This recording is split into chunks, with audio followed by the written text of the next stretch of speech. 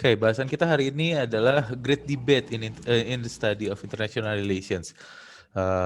Perdebatan besar. Kita akan coba lihat sejarah apa saja yang kemudian terjadi dalam hubungan internasional, lalu kemudian bagaimana kejadian-kejadian tersebut mempengaruhi pemikiran dalam HI.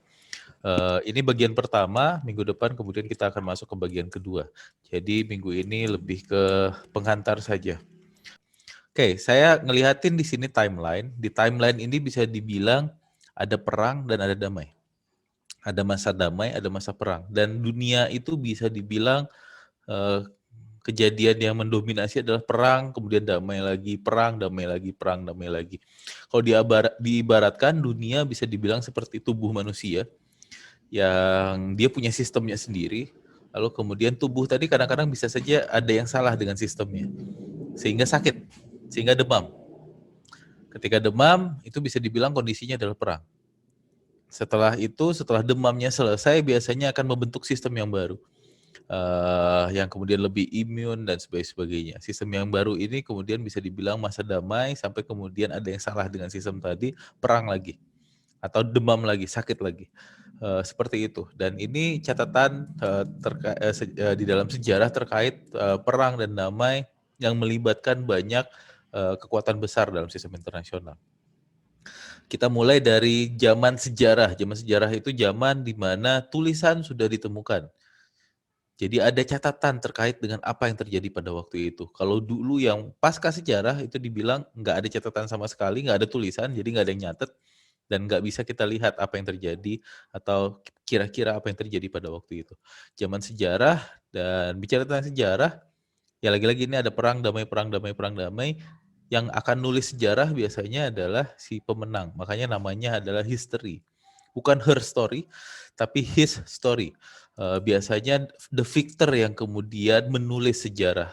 Walaupun dia memenangkan perang itu dengan cara yang buruk, tapi karena dia pemenang, lalu kemudian dia akan menulis dan dia yang dianggap sebagai pahlawan, sedangkan yang kalah itu dianggap sebagai apa namanya victim atau ya korban atau malah dia yang kemudian pihak yang salah. Yang Anda bisa lihat kayak misalnya di Perang Dunia Kedua di Pasifik diakhiri dengan dijatuhkannya 2 bom atom oleh Amerika Serikat ke Jepang di Nagasaki kemudian Hiroshima. Yang mati banyak, lalu kemudian kehancuran yang cukup besar, tapi yang dianggap pahlawan adalah Amerika Serikat. Walaupun yang digunakan di situ adalah WMD, Weapons of Mass Destruction. Bukan Jepang. Jepangnya kemudian dianggap sebagai pihak yang salah.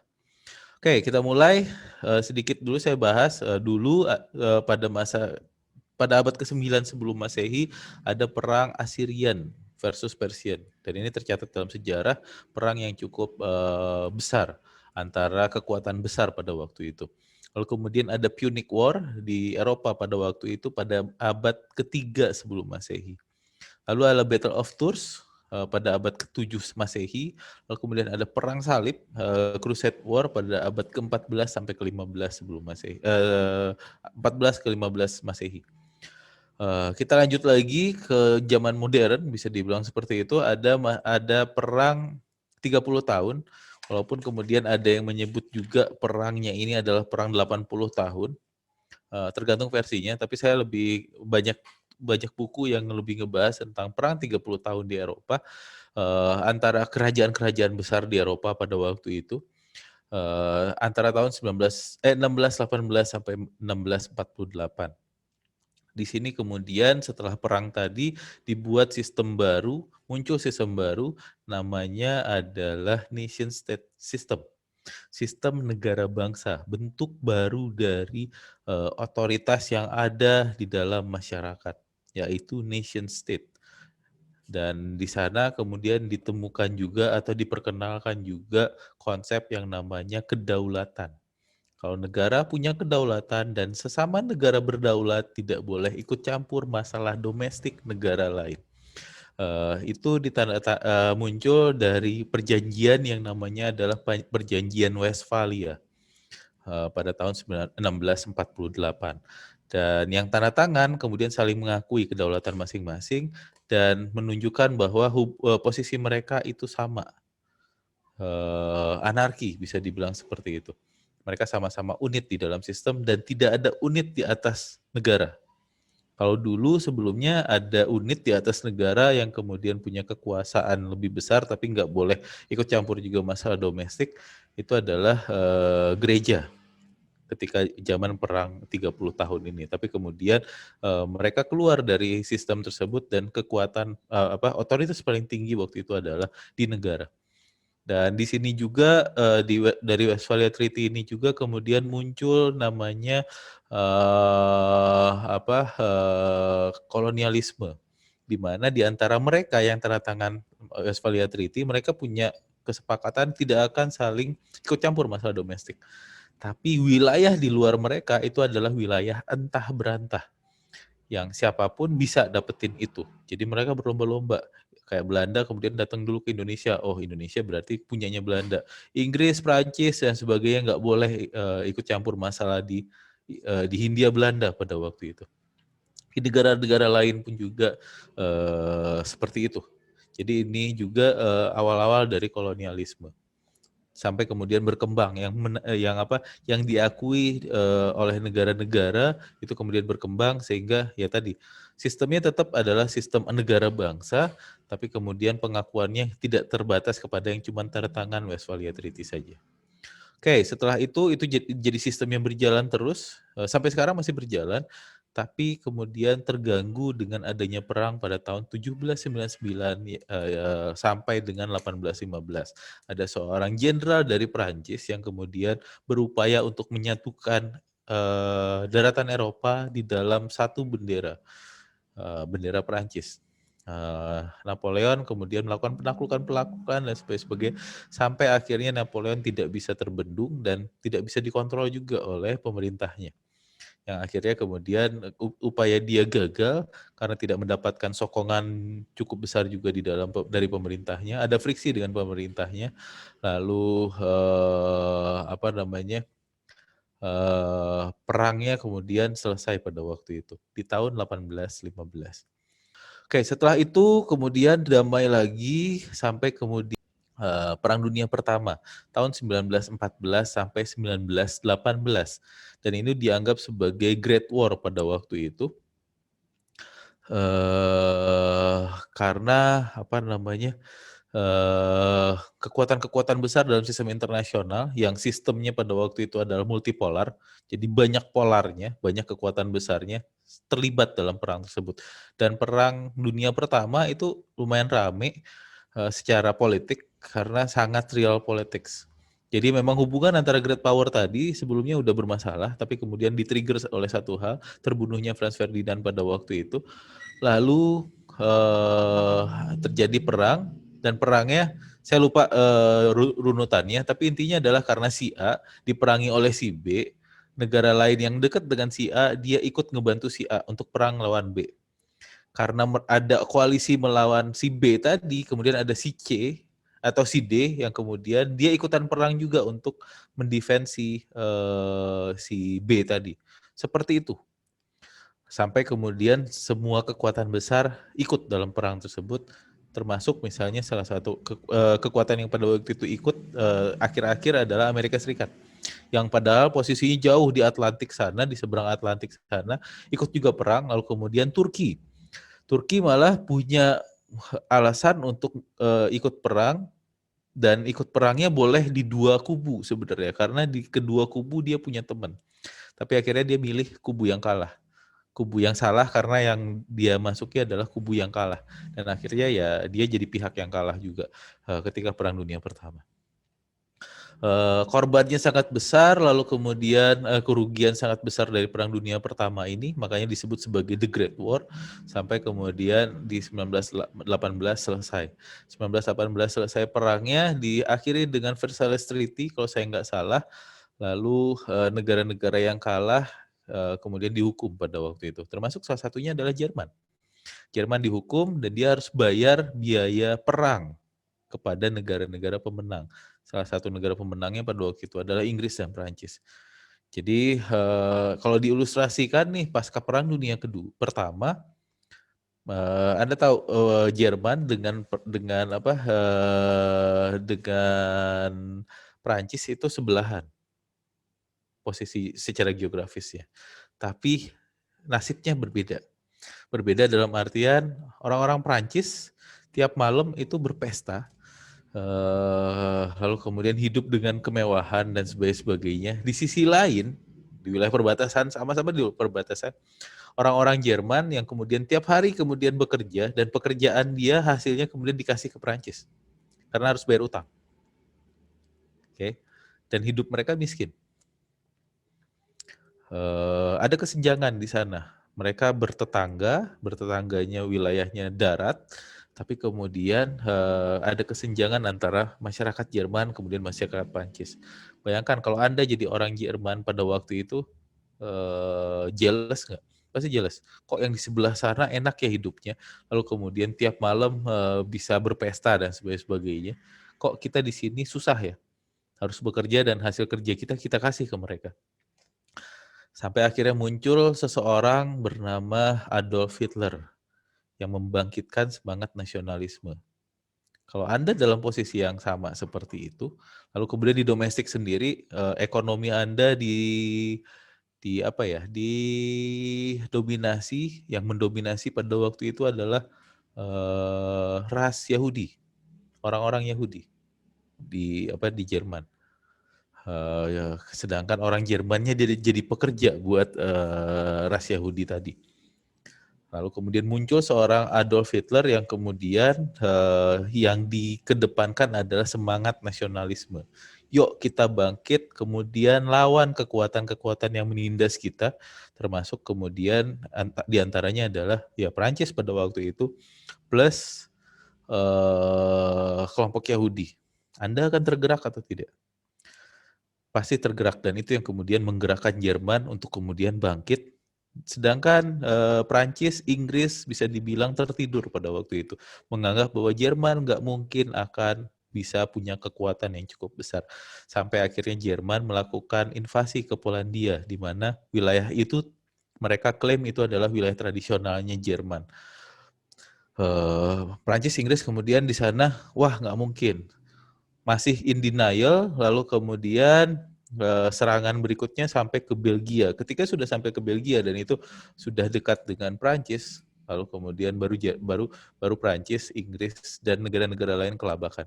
Tapi Jermannya sudah lebih kuat, sudah cukup kuat. Sampai akhirnya ya Jerman kalah di dalam Perang Dunia Kedua karena dihadapkan kepada dua front.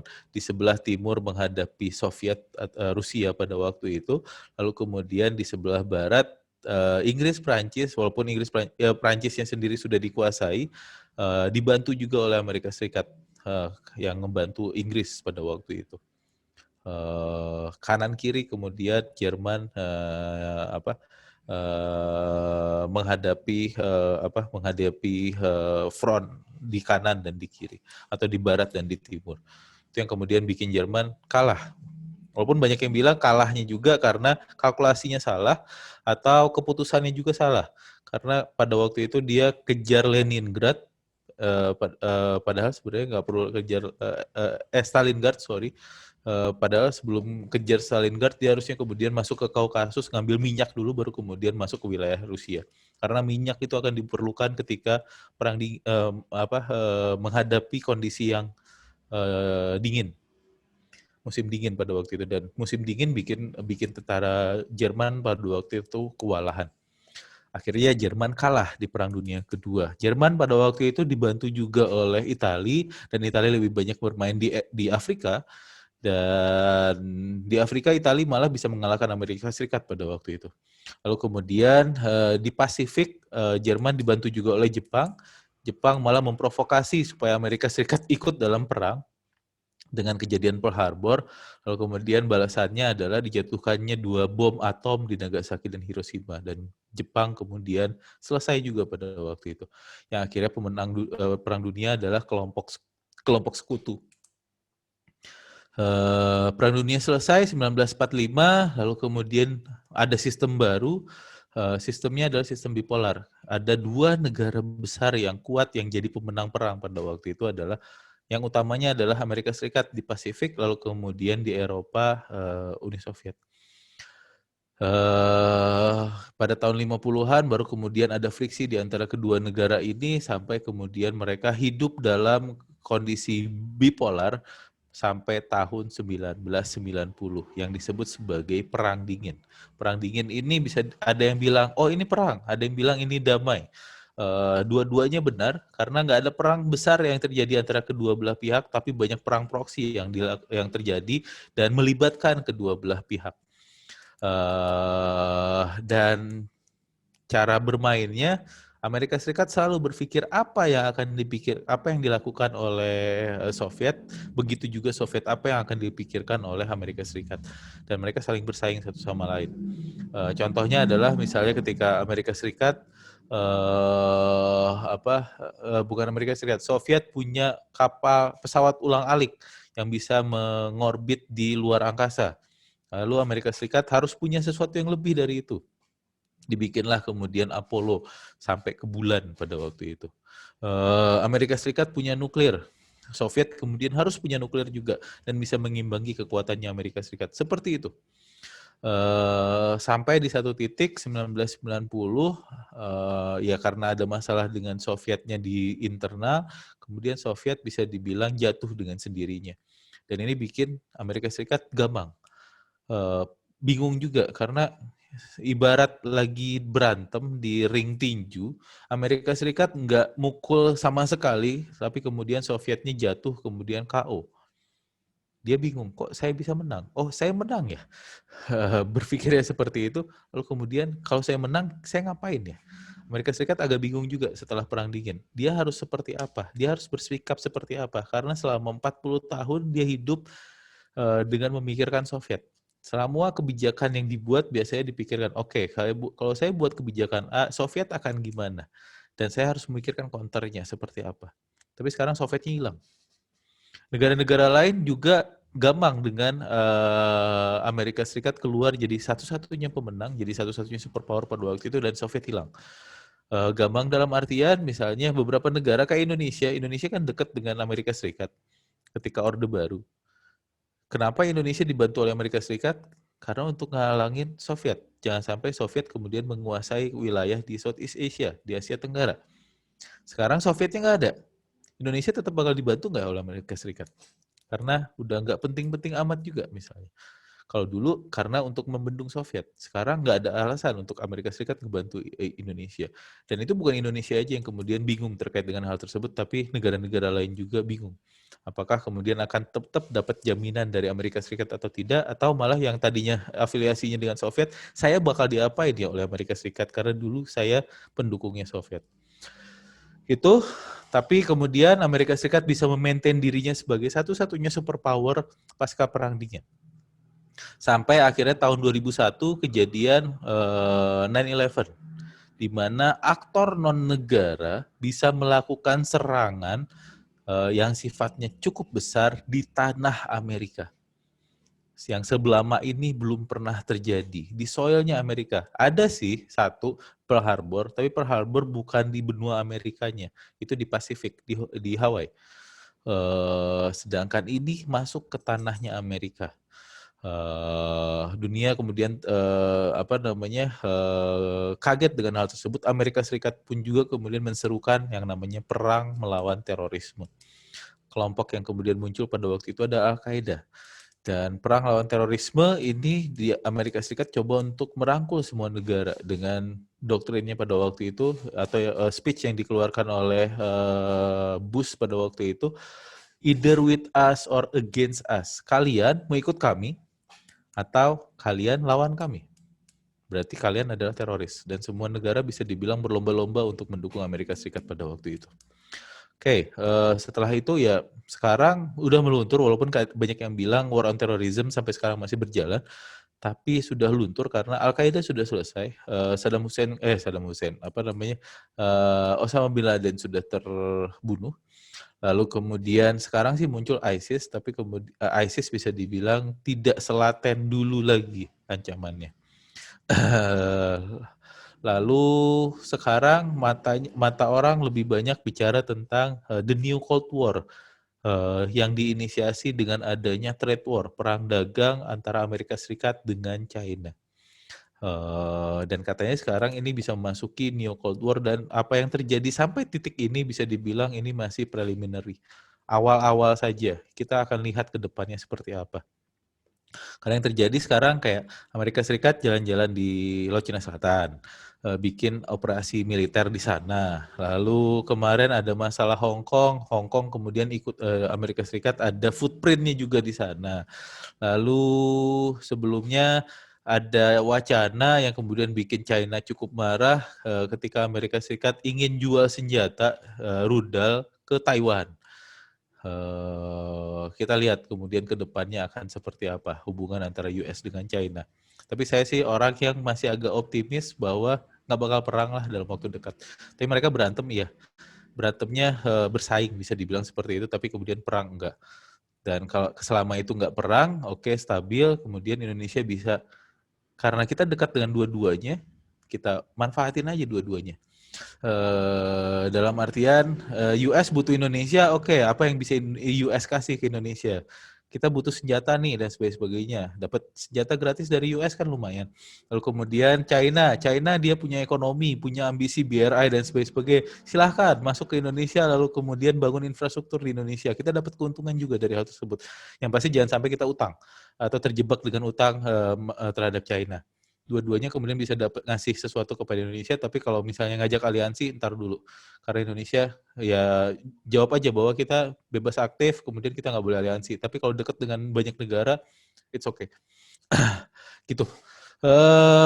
Oke, itu sejarah internasional yang kemudian bisa dilihat dipenuhi oleh perang damai. US China end up dengan perang, mungkin bisa, atau mungkin malah belum perang terjadi, kemudian mereka sudah menyelesaikan masalah di antara mereka. Tapi bukan preferensi Indonesia kemudian jadi perang. Karena kalau jadi perang, Anda bayangkan China di atas sana, Amerika Serikat di sebelah sana, Indonesia di sini. Perangnya di mana? Perangnya pasti di tengah-tengah. Dan bisa saja kemudian medan perangnya adalah Indonesia. Oke, kita lanjut. Nah, dari sini, ini trivial aja sebenarnya untuk pengetahuan teman-teman. Pasca Perang Dunia Pertama, lalu kemudian muncul ilmu HI sebagai sebuah ilmu, sebuah disiplin ilmu, bisa dibilang seperti itu. Banyak perdebatan sebenarnya siapa yang duluan. Orang-orang US bilangnya kita duluan, tapi kemudian Inggris bilang enggak, kita duluan. Tapi dari catatan-catatan yang ada, yang pertama awal ada adalah Inggris. Ada chair in international politics established at University of Wales, tadinya University of Wales, sekarang kemudian berubah jadi namanya menjadi Aberystwyth University sejak tahun 2008. Dan itu universitas yang membuka pertama kali studi tentang hubungan internasional. Dan ada David Davis, dia akademisi yang kemudian menjadi first academic position dedicated to IR pada waktu itu. Lalu kemudian yang berikutnya ada LSE di London School of Economics, yang kemudian mereka bikin juga London School of Economics and International Relations. It is founded by Philip Noel Baker. Beliau adalah pemenang Nobel. Dan IR di LSI ini tercatat, kalau misalnya Anda lihat top 10 IR department in the world, biasanya nomor satunya itu kalau nggak Harvard, kalau nggak LSI. Ganti-gantian biasanya Harvard, LSI. Lalu di Amerika Serikat ada Edmund Walsh School of Foreign Service yang dibangun pada tahun 1920 di Georgetown University. Georgetown itu kalau di US ada universitas yang bisa dibilang terkemuka, universitas swasta yang namanya adalah Ivy League. Salah satunya adalah Georgetown, lalu kemudian ada Harvard, ada Brown, lalu kemudian ada Yale dan sebagainya. This is US oldest faculty on IR. Jadi kuliah di Georgetown itu akan sangat bagus juga buat CV Anda. Dan ya, this is the oldest faculty on IR in US. Lalu kemudian mereka offered first PhD katanya. First PhD degree on IR itu yang offered adalah Georgetown. Lanjut lagi 1927 itu dibikin juga IR di Geneva. Namanya Graduate School of International Studies, dan yang kuliah di sini banyaknya adalah diplomat-diplomat atau calon-calon diplomat. Karena ini di Geneva dan itunya Liga Bangsa-Bangsa, markas besarnya Liga Bangsa-Bangsa pada waktu itu sekarang jadi markas besarnya PBB selain di New York. Dan yang kuliah di sana biasanya adalah orang-orang besar, diplomat-diplomat yang ditempatkan di UN. Tugasnya adalah to form diplomats for League of Nations and one of the first PhD degree in IR. Lalu tahun 1928 tercatat juga di US ada University of Chicago, dia ngebuka Committee on IR, lalu kemudian ini dikenal juga sebagai yang pertama offer graduate degree. S1-nya untuk di US, di HI. Ini sejarah di luar sana terkait dengan HI. Jadi HI memang muncul pasca Perang Dunia Pertama, lalu kemudian mencoba untuk menanggapi, tujuan utamanya adalah gimana caranya supaya perang nggak kejadian lagi. Dan di mana di Inggris, lalu kemudian di Amerika Serikat bisa dibilang itu adalah pusatnya. Sekian pembahasan kita terkait dengan sejarah dan fenomena-fenomena yang mempengaruhi ilmu hubungan internasional. Pada pertemuan berikutnya, kita akan membahas lebih dalam bagaimana fenomena tersebut mempengaruhi pemikiran dalam ilmu hubungan internasional dan bagaimana perdebatan keilmuan di dalam ilmu hubungan internasional. So, stay tuned.